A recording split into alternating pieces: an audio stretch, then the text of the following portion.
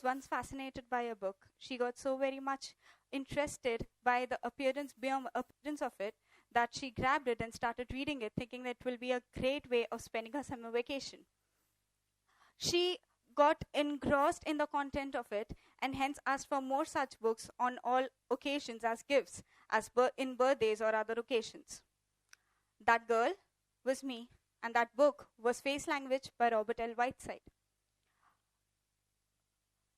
My mother, though, is not someone who believes in such things. But because she is a loving liberal librarian and a book lover herself, she was very supportive of me all throughout. Today, when I tell people that I'm a face reader, I usually get one of these three reactions. One, oh really, what do you see on my face? The other, being a sarcastic, that's nice. Or the third one, most frequent, is where should I hide my face? Some even plan on dressing like this when they know that they're meeting a face reader for a casual meet. When we analyze these reactions, we come to a conclusion that the basic belief behind these reactions is that people think what I am doing is something unusual or different from what others do. But I beg to differ. We all are face readers.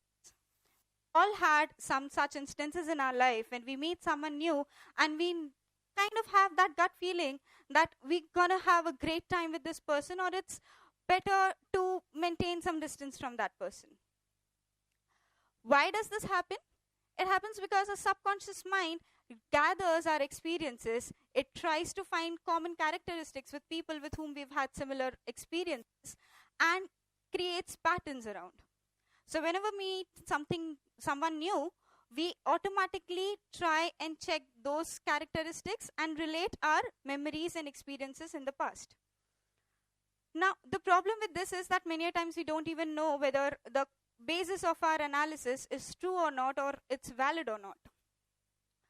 This is what I call the unconscious observation side of face reading. Difference between the common practice of face reading and the way face readers do it is the common practice goes by unconscious observations, whereas face readers go by conscious knowledge. The conscious knowledge that comes from years of research by scholars. This conscious knowledge helps me in giving a 92% accuracy when I talk about my reading. Here, the conscious knowledge can be bifurcated in two categories. One is reading a person's expressions and getting to know what the person's feeling, what emotions are going on. And the other is reading a person's facial features in order to understand that person's personality or characteristic traits. Humans have 43 facial muscles, and hence we are able to give more than 10,000 expressions. Researchers say that these expressions come naturally to us. We don't learn them. Dr. Paul Ekman has spent decades in order to learn to understand emotions and expressions across the globe. And he says that the expressions are same for similar feelings across cultures. This can also be proved by people who are born blind. They also have same expressions for same feelings. Now, because this comes naturally to us, we cannot conceal it 100%. What happens is that even when we lie, we do show our true expression at least for a tad bit, and then we replace it with the expression that we want to show. So, there are many people who work as lie detectors who are reading these micro expressions that come on the face for a fraction of a second. Whereas when I talk about me, I am still a learner when we talk about this aspect. My forte lies in the second category, which is reading a person's personality from that person's face. From the time we are born, there are several energies flowing in and out of our bodies, depending on the experiences that we have, the interpretations that we make, the feelings that we have. So these energies, when they flow really frequently, very often, they leave a mark on us. And we are reading those facial features because face is the most accessible part and has the maximum amount of features. We're reading the facial features in order to identify the characteristics of the associated energies. So in this case, it is a very enchanting thing, although I personally believe that it is unethical to read a person's face without that person's permission. So I would request, if anybody is comfortable enough to give me that permission, I would like to give a small demo about it over here, although I want it to be a real quick thing. Okay, please come in. Come on in. Anyone, I would request the organizing team to help me select one. Hi. You're a person who would like changes, but not drastic changes, slow or gradual changes. You are emotional, but you do not show your emotions that easily. You would show a little bit of it, some of it via your words, some of it via your behavior, but you would hardly show the whole thing out front. You're very analytical, also very calculative, so most of the times you think a lot, like there's not a single time when your brain is empty. You're also very observant. You would look for more and more details in things that interest you. You are also very good at convincing people. People many a times don't even know when they got convinced. You would compromise in relationships, but you used to compromise a lot more earlier. Now you've started checking whether the other person's also equally invested in the relationship or not. Pretty much broad-minded, but there are a few things against which you would not go. You're very selective in few areas of your life, but other areas you would do away with if there are some situations. But in those areas, you would want those things by hook or by crook. If someone else is not able to give it to you, you'll work hard for it and get it by yourself. You like simplicity with a pinch of style in it. You're very creative, but you do not utilize it that well. There's a sense of aestheticness in you that you need to get out so that you're able to benefit more from your personality. Thank you. So there are a lot of people who show interest in learning face reading. And I would like to share it to you, but there are a few things that I first advise them. One thing is that to understand others, it is extremely important to understand yourself. Secondly, observe people, their expressions, their behavior, their feelings, their facial features. Next comes learning which feature talks about which personality trait. And last but not the least, practice, practice, practice, practice, day in and day out. I remember when I was learning, I used to experiment a lot with people around in order to check whether what I'm learning is true or not. In that case, once when I was in my 8th standard and I read my class teacher's face and I got to know that she's a very emotional person, I intentionally didn't do my homework and gave her an emotional reason to check whether she really is emotional. Well, she was not only convinced, but she also was so very much caring towards me the whole week. Kamlesh ma'am, if you're listening to this at any point of time, I'm really sorry that I manipulated you back then, but you were my first sense of achievement in this field. So when you try it out and when you see it work, it's an amazing feeling. I can't express it in words. So it's better if you try it out. Although there are a few considerations that you need to keep in mind when you are trying it out.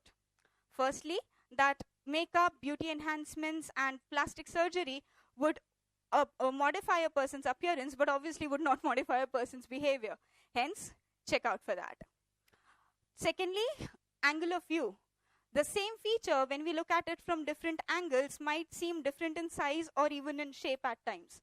And hence, for a beginner, it's always a good idea to read a person's face at eye level. The third thing is proportions. Whenever you're deciding upon the size of any feature, you need to look at the whole face and not in it individually. You need to keep in mind the proportions.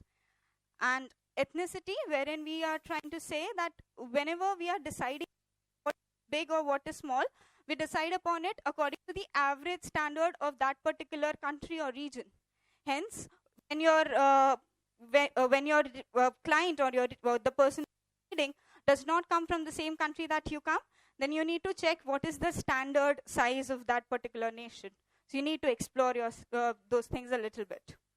Also, one needs to keep in mind that when we read people's faces, we are able to only get to know their basic or general nature. Their behavior can be different if they are in some particular situation or if they are behaving with you according to the relationship that you share with them.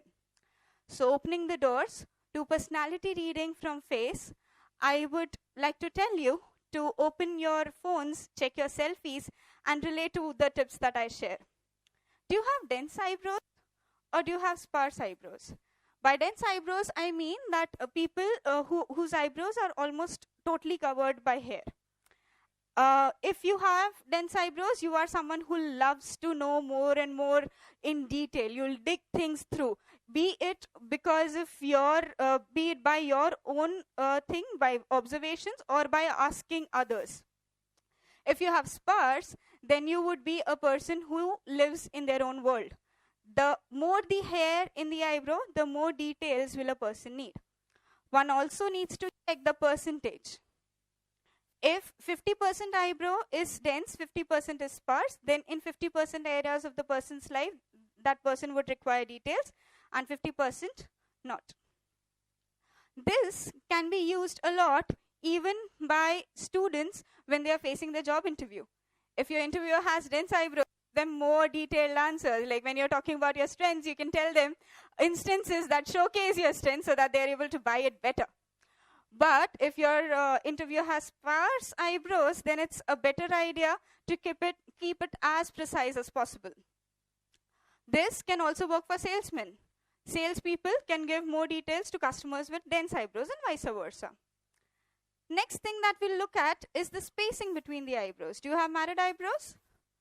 People who have married eyebrows like things to be stable. They would want to know if a change is on its way. If you have wide eyebrows, like if you have a wide gap between your eyebrows, then you would love changes. You cannot be in a particular routine. If you have a medium gap, then that would mean that you would do good with routine, but you would want to change once in a while. So if your spouse has married eyebrows, ensure that you're able to provide stability to your spouse so that your spouse does not feel insecure. If your spouse has a wide gap, then try and not leave even a single opportunity of spicing up the relationship. Do not go to the same place for every single date. Okay? And if your spouse has medium gap, then your spouse will find it sweet if you are able to give them a little bit change from the routine by taking them out once in a while. Although daily thing will be too adventurous for them. Here again, the consideration of the proportions comes into picture, wherein both these people have similar width in the eyebrow area, but the gap is very different. So the guy would want informed changes and the girl would want a lot of changes. So here, exactly what I'm trying to prove is that you need to look at the full face and not just the gap. Okay? Focusing your attention towards the lips, specifically the upper lip. Do you have a thick upper lip? If you do, then you are an elaborative person. Some might even term you as a talkative person. And you would love to use more words in order to express your opinion. Whereas if you have a thin upper lip, you will be a precise person.